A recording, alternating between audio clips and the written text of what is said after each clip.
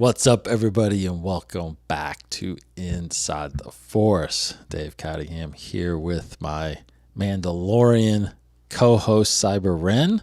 How are you, sir? All right, man. Back at it again. How are you doing? Yeah. We are back at it again, doing a little Inside the Force this week. So Hannah's on...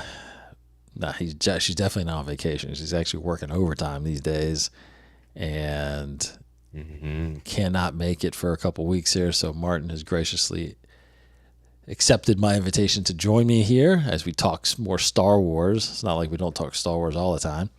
Not nearly enough. No. But we got a little hiatus now. We are. I feel like on the Mandalore podcast, as the next show, Skeleton Crew, doesn't get kicked off until December. I know. We need to find some content for there because we can't be off the air that long. Yeah. So we'll talk a little bit about that trailer.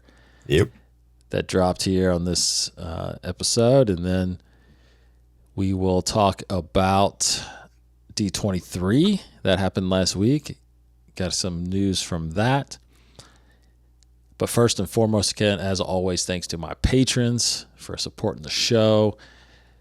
Just put up a reaction video to the trailer for Skeleton Crew, and then, of course, had a commentary done recently for Rogue One that I know that a lot of you guys couldn't make it to that one. We had a couple join us, but we are going to find, I am trying to find a better time for everybody to be able to have a chance to get on, because we've got patrons from all different time zones. And... yeah, that'd be good because I can't get up at 5 a.m. to watch a Star Wars movie. It ain't that early for you. Well, one 2 of them hours, was, right? Yeah, one of them was really early we didn't for start some at reason. 7, so yeah, I think 8 might have been the earliest we started. Usually we try to do 9, but that wouldn't be so bad. I missed Rogue One. That's the one I was hoping to get in on because we needed to team up on Hannah and make sure that one's known how good it is. I know, and you should watch it because there were some good conversations that I feel like. Yeah, I think I partially swayed her a little bit on some of that stuff because, she has a real, hard belief about that movie, and I think the way we talked it out a little bit. So I think she came around a little bit on certain things. Well, season 2 of Andor is going to get it right up to Rogue One's beginning. So if she likes Andor that much, I mean, it's going to basically become Rogue One by the end. So it still probably won't solve it because I think she was talking about her biggest issue really was the backstory of Jyn. Like she didn't have enough of her story to really care about what she did. And there's a book out there called Rebel Rising that does all that, fills in that gap of her. She's like that. She goes, if I would have read that first and then watched the movie, then maybe I would have. But that some of the stories in Rebel Rising, she said, I felt like that should have been in the movie or at least talked about. She has a point, I think. But with a movie like that, it's just hard to get those kind of stories in there. Very true. But I'm here because I owe her one. She stepped in for you when you were away on the Mandalore. So yeah. Paying her back. All right, so So thanks everybody for joining us. We're gonna dive into D23 first, which happened last weekend in Anaheim. It's their semi-annual, or I'm sorry, what is it? Every 2 years, whatever. Every 2 years convention. That would be biannual, I think. Biannually? Yeah. Okay, maybe. I think. Lots of Disney news, mainly the parks. That whole convention is mainly about what changes are coming to the Disney parks all over the world. Right. But Lucasfilm did have a presence there. And the big things that they did reveal were, for one, there's a new Lego Star Wars movie that they're coming out with on Disney Plus called Rebuild the Galaxy. So if you're into those, go check those out. Cool. They're fun little watches. Yeah.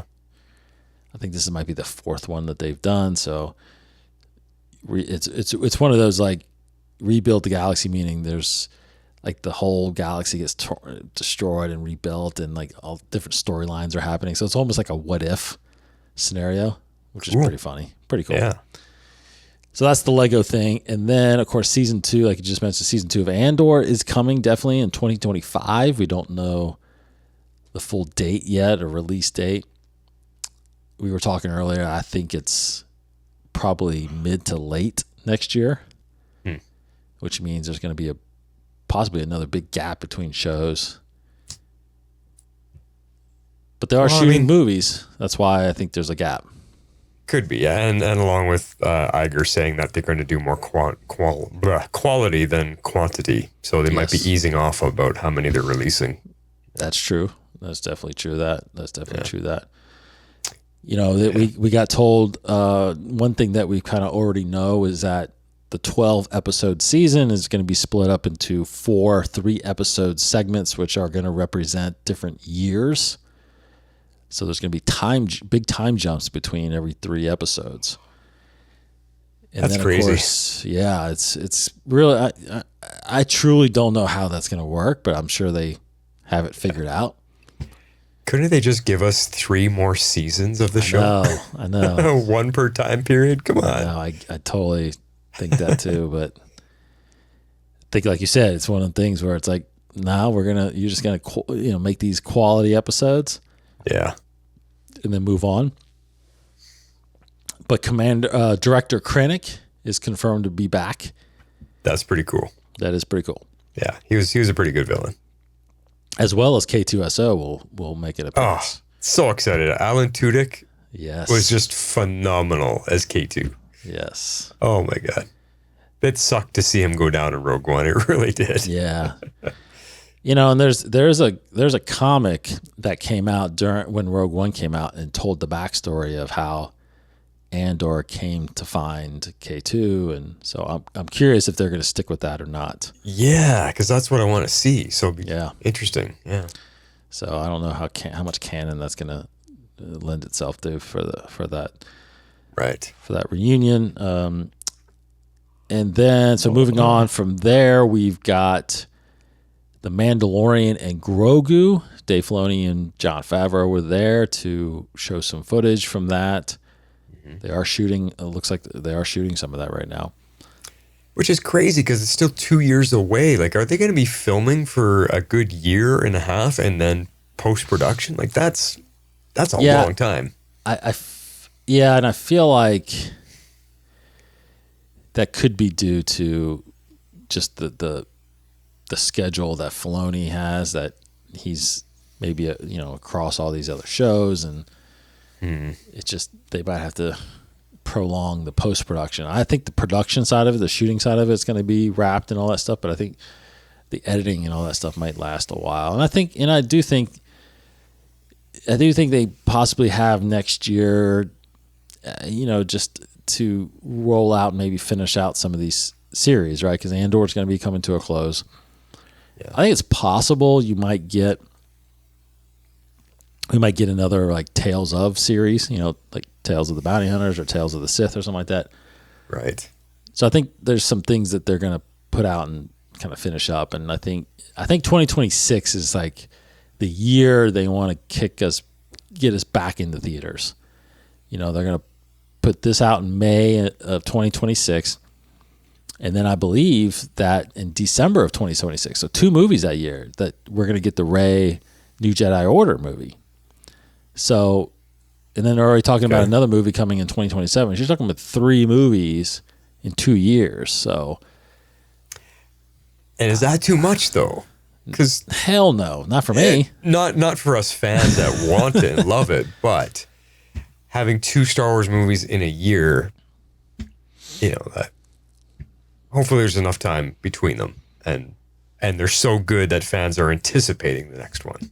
Yeah. I mean, The Mandalorian and Grogu is it's a hit already. It's probably a safe bet because everybody knows those characters, and it is an extension, and it's probably setting up for something bigger. With the crossover shows and all these characters coming together, possibly to battle Thrawn and the rest of the Empire. That's a speculation, yeah. Yeah. But, the Rey thing is all new. Brand new. Brand And how new. many years after Rise of Skywalker is that 15, supposed to 15 take? years. 50. Okay, so she should have the Jedi Temple somewhat established. Yeah. She should be, much Training, older and more yeah. mature and like highly trained herself because she'll be continually practicing, That's right. right? So, Yeah. although Yeah. the last time we saw her, she buried her lightsabers in the sand in the middle of the desert on Tatooine. So we're gonna have to see that transition too. She buried Luke and Leia as a lightsaber. Oh yeah, you're right. Not She has not her own yellow lightsaber one. now. Yeah, she Yeah. has her own. So I actually wish. I kind of feel like they should have gone even farther, because I don't know if 15 years is enough to fully establish a new Jedi Order. Like, I know it's probably going to be the early parts of it. Yeah. But Luke is Luke. It took him a while to get going and figure stuff out, especially him being by himself as well. Like, she's completely by herself with just these old texts, and Well, she's got Luke and Leia as Force ghosts. she does have Luke and Leia, so it's definitely possible. But I would kind of almost think, maybe 25, maybe take another 25 or 30 year jump, because she'd be older, but I guess this way she's still kind of younger to be able to fight and stuff like that. So Well, and then you could still use Daisy Ridley too. Like if you make her that much older, now you got to start aging somebody her else. up. Yeah, right. So that was a big thing. And then, of course, with the Mandalorian and Grogu, those characters are going to be, around the time that movie comes out, which is May of 2026, they're going to be making an appearance at the Disney attraction Millennium Falcon Smuggler's Run, which is the virtual ride that you can do at Galaxy's Edge. Yeah. They're going to be making an appearance there. So not sure I mean, how that whole that's gonna ride, you're on the fit. Millennium Falcon, right? Oh, yeah. You're sitting in the cockpit, flying it around. So I'm gonna predict that it's a flyby. Like Mando in his jetpack is gonna fly by or something. And there's an image that they released out where you could see him flying around outside the cockpit. Now, also in that shot though, there are TIE fighters, which I don't believe there are TIE fighters in the ride normally. So I think it could be a whole different experience. Right. Because in the original storyline right now is, you remember Hondo and Onaka, he's there and he's wanting you to go steal some coaxium, and Chewbacca lets you borrow the Falcon, so you get into the Falcon and you go after, you're flying around and you're chasing after this coaxium. So it's a fixed storyline. So I'm curious if they're going to just change all of that and make this something different, which makes sense. So it does, yeah. It's really fun. It's a really fun ride, because what you do is you have right now, realistically there's only 4 seats in the Millennium Falcon cockpit, but in this ride you have 6, and you have 2 on the front, 2 consoles, one side of the, you have 2, basically you have 2 pilots, 2 seats, and you have 2 gunners, the next 2 seats, and then you have 2 engineers, and the front 2 are the pilots. One controls the left and right, and the other one controls the up and down. So you have to kind of work together, and then you have the levers that make you go into hyperspace. So then the back 2 gunners, they're shooting like the cables, or they're shooting the train to get the coaxium. They're shooting harpoons, and then actually I think there are TIE fighters, because you are shooting at something. And then the engineers in the back, they're literally looking at the consoles and hitting all these different buttons so that they can repair the ship as you're getting like hit with all these different things. And so they miss what's going on out the window? No, you can check out what's going on, and then you just look at the console and push some buttons that are flashing and stuff like that. So it's a combination of watching what's going on and hearing the buttons going off. The gunner people just basically have to just hit the button to shoot the guns, so they can look at the screen the whole time. But it is really neat. It's a really neat ride, and sounds like fun, man. I gotta really go. Fun. Yeah, it's really fun. So those are the biggest drops at D23. I mean, of course, Skeleton Crew trailer came out. It came out before that, right? So because that came out That came out. Did it come out D23 or am I imagining things? Did it come out? No, you said the trailer was shown at San Diego the first time. I feel like it came out. Sorry, my camera just went really blurry for some reason. No. Keep talking. I'll try to No, fix it it. actually came out. No, it did come out this past weekend. It did come out D23. So, you good? Yeah, it's focused on you. Okay, it wasn't. It lost for some reason. It lost me. That was Yeah, no. Skeleton Crew distracting. trailer dropped really late, I believe, on like Friday night or something like that. So, that's why we're gonna talk about it this week. So, because we didn't talk about it too much last week. Yeah. And the release date of it is going to be December 3rd. So, we'll dive into that here in a second. I think the main thing I wanted to kind of mention too is, of course, some release. Well, back to D23 real fast. They did do, which was amazing because we talked about it on The Mandalorian, is they finally announced. They announced more Disney Legends, which is kind of like their Hall of Fame. And Harrison Ford is now a Disney legend. Yes. And a lot of people are like, "Oh, finally!" What do you mean? Yeah, But well, it's Disney. It's Correct. not Lucasfilm. Yeah. That's right. So he is now a Disney legend. As John Williams was part of that as well. That's cool. So congratulations to them. And then a big other list of people that made it. So that was really the big Lucasfilm announcements really at Galaxy's Edge or at D23. So there wasn't really too much we didn't know. We already kind of knew most of this stuff. So let's talk. Let me run down kind of the release schedule for certain things because I wanted to dive into something real quick here too. Is cool. So for you people reading novels, of course, the High Republic is coming out with another book this coming September. Tears of the Nameless. October 15th is the Mace Windu book, The Glass Abyss. Still.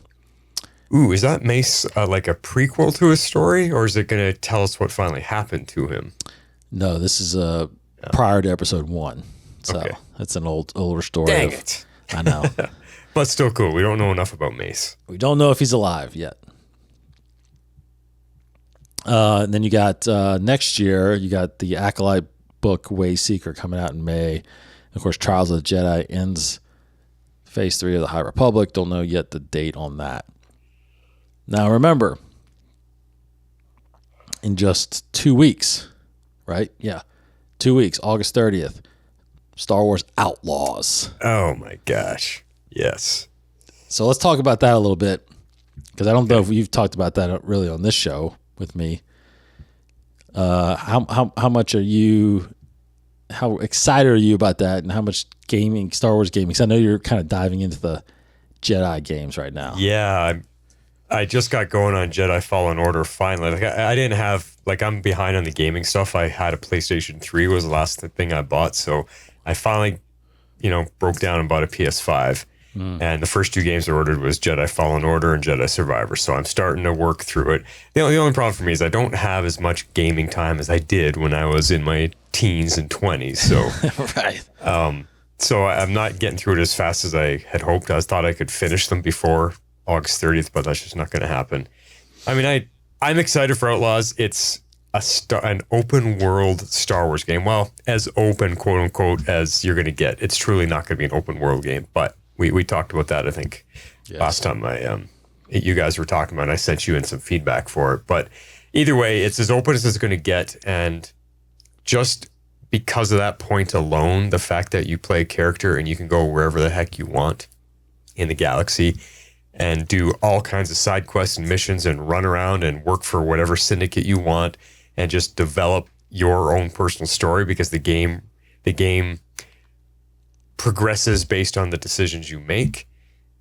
That fact alone is why I bought a PS5, because I want to just wander the Star Wars galaxy and see what they've done with it. And yeah, so I'm looking forward to it. Yeah, obviously definitely am too. I'm ready to go. That the 30th, I'm ready to. Be cutting work. I might be cutting work a little early. It is Labor Day long weekend too, so we got an extra day in there. That's right. Yeah. That's right. Got a lot to catch up on and work out through that because I am. Yeah. You know, I'm. The thing about it is I'm a campaign person. I do like playing out a storyline and following where it goes and the interactions and things like that. So I'm not really used to an open world type game where I just do whatever I want. So I'm very interested in that. I'm very interested to see how much. To be honest, I'm curious to see how much it really grabs me. You know, do I really? I'm not sure if I will enjoy it as much as I think I will. You know, I might. Interesting. I just don't know if it's gonna. To be honest, I don't know if it's gonna bore me. If I'm just doing now, it just really depends on what you can do and what are these like? Because they always talk about it being side missions, right, or side quests or things that you're required apart from to the main do. storyline. Yeah. Yeah. So. Yeah. What are those things, and is it going to be interesting? Is it going to be difficult? Is it going to be too much, too hard for me? And I don't want to spend time trying to figure it out. You know, I don't know. I know what's going to sell it for you is they make Coruscant one of the available planets. Yes. To wander around it, and you're going to get lost in there. I'm going to talk to you 5 weeks from now. I'm still on Coruscant, man. I haven't left. That is I mean, I don't know if you have enough memory to do that planet. To program that, I know. It's crazy. I mean, because I ordered the disc version, I don't know how they're going to fit an open world game on a disc. It must be streaming constantly. Yeah, I think so. At the same time, like the disc content might just be the base game, and then they have to stream. Because even a digital download, you could run out of space. But yeah, which I have the digital download, so I'll be having to download the game. On my system. But I mean, I'm used to playing open world games because right now I've been playing Conan Exiles on the PC for like the last 7 years, and it's an open world game. You create your character, and they just throw you in the world of Conan, and you wander around the landscape doing whatever the heck you want. There is a main storyline you can finish if you want, but if you finish it, the game ends. But you don't have to. You can just continually wander around the land, look for new missions and quests, and save people, hurt people, do whatever you want. It's the world of Conan. It's bloody and it's gruesome, and it's also kind of like Minecraft for adults. You build yourself a shelter, and you can turn that into a castle and a fortress, and you just keep growing it. I get lost in there for hours. You could just kill a day easily playing it. I got nothing to do. So if Star Wars is anything like that, I'm gonna love it for sure. Yeah. I think with this one, I'm gonna try to embrace the open worldness first before the campaign. Like I'm gonna just wander around and explore the planets and things like that. So we'll see, though. We'll see. I do want to play as much as I can and talk about it as much as I can, and and share. The only unfortunate point is that we can't go in the world together. That would have been cool. That would be cool. Yeah, that would be cool. Yeah. Maybe if it's a huge success, maybe that'll be a bonus mission or a downloadable feature later on. Yeah, maybe. But one point I want to bring up, like I just noticed this yesterday, actually. When you look at the cover for the game, you have your main character. I forget what her name is, the one that we all get to play. Kay. And then you have her little four-legged creature that we've never seen before, her companion. Yeah. And there is what looks like an assassin droid wearing a trench coat working beside you. Yeah, and ND5. ND5. Okay, they already named him. So that's really cool. Like, what is that all about? Do you get to control him? Are there missions where you leave K behind and you're controlling ND5 and running because only a droid can do certain things? That'd be pretty cool. Games are cool. That's a feature that a lot of games do to give you different style of gameplay. And is he just an NPC, which stands for non-player character? He's with you all the time. The computer controls him for you. You know. I don't know. That's a good question. Also on that cover though is Jabba the Hutt. So you are going to come across some familiar characters. This takes place between The Empire Strikes Back and Return of the Jedi. So Jabba the Hutt is still alive. Yeah. As well as Boba Fett is still around, Ooh, right? So I think you're gonna be able to cross paths with some characters, hopefully. that would be cool. Well, I wonder if this is between Empire and Return of the Jedi. When you go to Jabba's palace, is Han Solo going to be frozen there still? He is. Okay. I'm Very pretty sure cool. he's gonna be. Yeah. Maybe you'll see Lando because Lando is undercover there. It's possible. Yeah. It's definitely possible. There's only a year between those two movies. Right. So I don't know what point of the year, because there's a big storyline called War of the Bounty Hunters, which is them fighting over the carbonite frozen Han Solo and before Boba gets him there. Yeah, exactly. Before he ends up landing at Jabba. So not sure when this takes place, but a lot of that happens right after Empire Strikes Back. Cool. See, there's gonna be some fun stuff to check out. Yeah, cannot wait. It is going to be very, very exciting, and it's going to be a good holdover until Yeah. what we're going to talk about next, which is the Skeleton Crew show. Mm-hmm. That is going to be dropping December 3rd with a 2-episode premiere, and kicking off the next Disney Plus show. That is actually tied to, the Mandalorian verse of the Mando verse is what they call it, of shows. They're all linked because they're in the same timeline, which is the New Republic timeline, along with Book of Boba Fett and Ahsoka. It makes me wonder though, where is Skeleton Crew going to be? Because over the course of the Mandalorian, we were estimating maybe 7-ish years have passed. So is it going to be at the beginning of that storyline? Is it going to be near the end of that storyline? Yeah. Where's Skeleton Crew going to be? Yeah, I would imagine it's like right. This is after all the things that have happened. So Yeah. Ahsoka is out there in the far reaches of a different galaxy, and Thrawn is on his way back. Mandalorian and Grogu are kind of retired right now on Navarro. Living on a little farm. Yeah. Yeah, Boba Fett's running Mos Espa on Tatooine. Right. So these guys are... So let's talk about the trailers. Trailer dropped about a minute and 42 trailer dropped last weekend as well. Real quick one. More of a teaser than full Yeah, trailer. it definitely is a teaser trailer. Yeah. Yes. I would say that's true or not. And so overall, when you first saw it, what were your initial impressions of the trailer? It was kind of a mixed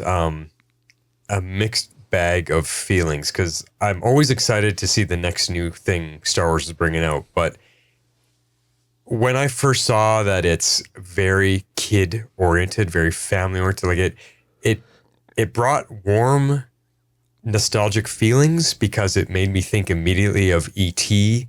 with the music and the way the vistas were being explored. I was like, oh my God, is this an Amblin Entertainment, production? And then, of course, everyone's talking about it feeling like the Goonies. And, there's a lot of other 80s movies that I really thought of. And so it gave me those good feelings like, oh, these are like Stand By Me and the Goonies. And, it gave me feelings like that. Like, wow, this is going to be a fun adventure movie for young kids. And then I started thinking about it, go, man, but it feels like it's meant for 10-year-olds, 12-year-olds. And there's some parts in there I was like, oh man, is this totally geared at a young audience only? Because then it might not be as enjoyable. So they need to have some adult Star Wars in there that we're going to be able to connect to and have the stories to talk about. And maybe that's why they bring Jude Law in. Maybe there's a story around his Jedi character that will, excite us and want to find out more about his Jedi story. What happened to him during Order 66? Why is he in hiding? Because there's a shot in the trailer where he's in jail, and that's when he first meets the kids. So I was excited, and then I was worried, and then I was excited again because it looks beautiful. I mean, Favreau and Filoni coming off their Mandalorian work together, they have made this look really, really spectacular. Just the layouts and that you see so many different planets and some huge vistas and lots of destruction happening and all that kind of stuff. So just, it was up and down as I'm watching this trailer. And, And then people also talk. I saw a lot of chatter on. I think the hardest part people are having time to swallow is the fact that it looks like planet Earth. It looks like Earth 100 years from now. Like it's the aesthetic of the opening shots are very like, wow, this looks like I said, like E.T. 100 years from now. Yeah. We've never seen Star Wars look like that before. So there's a lot of things that were just like, I don't know about that, but I'm also excited because it looks good. Mm-hmm. Yeah, I was excited watching it the first time. I think overall I'm excited. I'm tempering my expectations though, just because I had such high expectations going into the Acolyte, and I find and I find myself having high expectations on all these shows because you know I'm pretty familiar with obviously Ahsoka and Obi-Wan and Boba Fett and multiple seasons of The Mandalorian and Andor. But, you know, you get into something like this where these are all new characters and there's a lot of mystery with what's going on because is it just these kids getting lost in space? Because that's okay story. Right. But with those movies you just mentioned, there's always something beyond just the main plot. Right. Yeah. Like with Goonies, it was not just an adventure about finding treasure, but it's pirates and One-Eyed Willie and there's all these booby traps and stuff. And it was the adventure of a lifetime for us kids that were around the same age watching it. You're just like, this is Indiana Jones for us. Absolutely. Yeah. And then you have movies like Stand By Me that, it's about kids looking for the body that got, his dead body, but the storylines and the relationships that developed as they were on their journey and all the danger that they ran into, with the leeches and, the train coming on the train tracks. track. I mean, it's crazy. So, yes, these kids obviously end up getting lost and they find Jude Law, but there's got to be something in there that's going to be a little more interesting. And what that is, I think is going to, I don't know if it'll make or break the audience, but it'll make or break me. Is that going to draw me in enough to want to watch? I'm going to definitely watch every episode, but it's like, am I going to really enjoy watching this every week? So that was what I kind of took away from it because looking at the artwork that they've put out, looking at watching the trailer, there's like you said, there's only one shot of Jude Law. And based on what the artwork is he's not, it doesn't seem like he's the focus of this show. It's really truly is these four kids. Yep. And possibly the droid, that they come across. Yeah, because he's in a couple shots looking like he's joined them. Yeah. Part of the team. Yeah.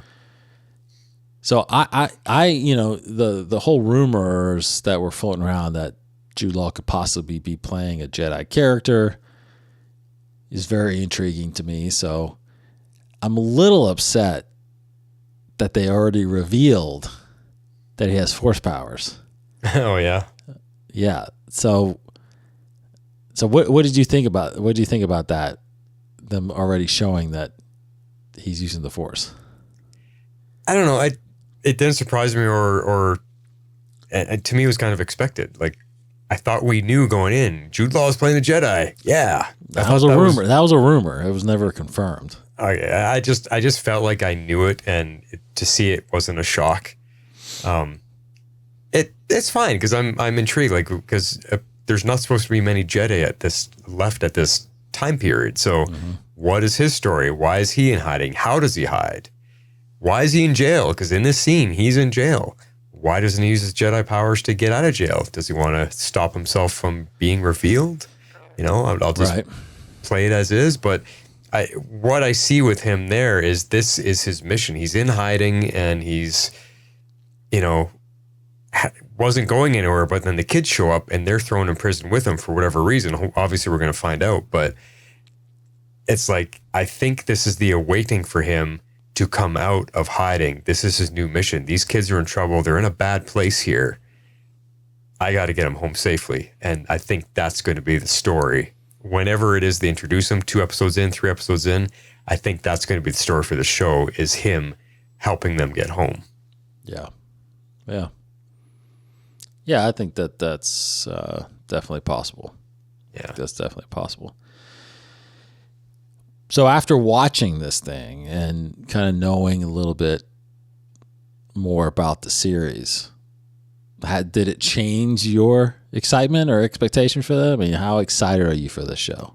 Well, I'm with you there. I'm excited because of something new, but my feelings are also tempered. Like, it's a shame. The Acolyte has left a sour taste in my mouth because we went into that with extremely high expectations and it did not deliver. It disappointed and went in a direction nobody wanted it to go. So I'm really going, oh, you guys, like, you pulled a fast one over me. Or what, like, is it Palpatine behind the scenes making that thing? Like, completely fooled us. So it's because of that residual feeling. I'm not going into this one with a lot of excitement. I'm going in this one gently tiptoeing, and I hope it to be good. I hope it to be better than what I'm feeling right now. Maybe I'll get more excited as December rolls around because I'll be anxiously awaiting something new to watch in Star Wars because we're not going to have anything for a while, right? So maybe that'll change. Maybe when they release the full trailer, that'll get me going a little bit more. I think it's the residual disappointment of Acolyte and the fact that this is so focused on a young cast of characters, because we know child actors usually struggle. We saw it in The Acolyte. We've seen it in so many other shows and movies, not even just Star Wars. And to base a whole new series on 4 kid actors, that's a big gamble to me. And they got to be good. So there's a few things that are keeping it, pretty even keel for me. I'm not jumping at the bit to get into it, but I do. At the same time, I can't wait to get to it so I can see. Yeah. Yeah. Yeah, and I think because Jude Law is not as prominent as I thought he was in this show, I don't think he shows up till midway through the show, if not towards the end, because the kids have to be kind of introduced, and then you've got to put them in this situation where they get lost and they're kind of wandering around. So that feels like 3 or 4 episodes right there. And then they're in jail, and then he shows up, and then it kind of goes on this adventure. So it's possible. It's possible. I mean, maybe they speed that up a little bit, but I think I don't think he's going to be. I definitely don't think he's going to be in the first 2 episodes that get that air. So right. So it is going to be interesting to see whether or not kids can carry a Star Wars series. Because like I said, it hasn't been done. There's definitely been kids in Star Wars, but not like this. Well, they haven't been successful when they've tried. I mean, Acolyte most recently, but look all the way back to Phantom Menace, how much Jake Lloyd got flack for his portrayal of young Anakin. That's true. Right? Yeah, that's true. You based a whole movie on a 6-year-old kid. That was a risk to take. Yeah. Yeah. Yeah. So Skeleton Crew, we'll see how that plays out. December 3rd, I believe it's 8 episodes. I don't think. Well, a 2-episode premiere that we're down to only 7 weeks of it. Yeah. Again. Yeah. So it'll take us through the holidays. So we'll wrap up sometime in January, probably. Yeah. But that, and I'm only saying 8. I don't know if it probably has been announced that way, but that's usually all Dave Filoni's episodes are. Seems to be their formula right now. Yeah, 8 is kind of their length, though. Yeah. So we will see how. And the biggest question is how much this is going to tie into, like we talked about, the big storyline, if at all. My personal opinion is this is Jude Law's introduction, and he's the one that's going to be moving on and into these other shows. Yeah. So he could, I mean, he's a lost Jedi who is now found. Correct. And if everything's supposed to connect, maybe he reaches Ahsoka somehow. Now there's 2 Jedi left. And Sabine is becoming a Jedi. So maybe we're slowly building our... Oh, and Ezra is still around. And Ezra. We're building a little small Jedi group. Right. So where are all these Jedi by the time the First Order comes around? Yeah. Yeah, what happens? Why are they hiding? Yeah. So. Exactly. Yeah. A lot of questions there about that. But they have, what, 28 years or something from... In the timeline? At this point, it's about 20, 21 years, yeah. 21 years, okay. So there's a lot of time for stuff to happen. True. Look how much happens in 1 year of Star Wars. Yeah. Yeah, that's right. Yeah. So. All right, that's really all we got on this episode of Inside the Force. Mm-hmm. We will be back next week. Martin will join me again if you can. Martin? Probably can, yeah. For sure. Yeah, Hannah, like I said, Hannah's going to be out for a few weeks, and we'll get her back. But we will find something to talk about. It's going to be a little light in Star Wars, I think, here next few weeks. But I'll come up with something, and we'll definitely talk. And of course, like I said, 2 weeks from now, you've got Star Wars Outlaws coming out, so we will be talking about that, if anything. So looking forward to that. So I'm excited about that because maybe not all of your listeners know, like I have a home theater and my screen is 10 feet wide and 6 feet tall. So I get to play Outlaws on that. That's right. That's going to be fun. Yeah. I've got a pretty decent sized screen myself down here, and I'm going to be playing on there for sure. Yeah. Yeah. So I'm actually getting ready to, I might be doing it this weekend. I'm actually doing a little bit of makeover. I'm definitely going to paint my office. I've hated this color since I've moved in here. I'm finally going to paint my office here, and then we're going to paint my basement.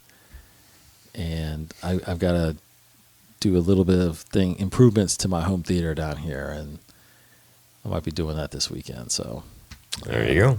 Yeah, and I'm definitely. My plan is I'm trying to get ready before this comes out, and as well as football season. So I can watch football season. While I'm down here working and stuff like that. So,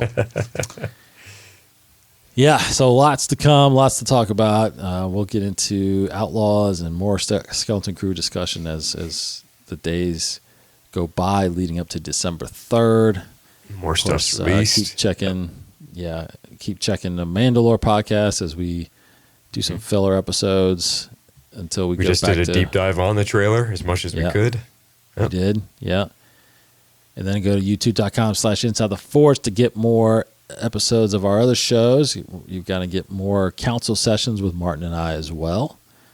There's one up there right now where we talk about, what did we talk about? Mandalorian and Grogu. Oh, yeah, we talked about Mandalorian and Grogu. That's right. Yeah. Yes. Yeah.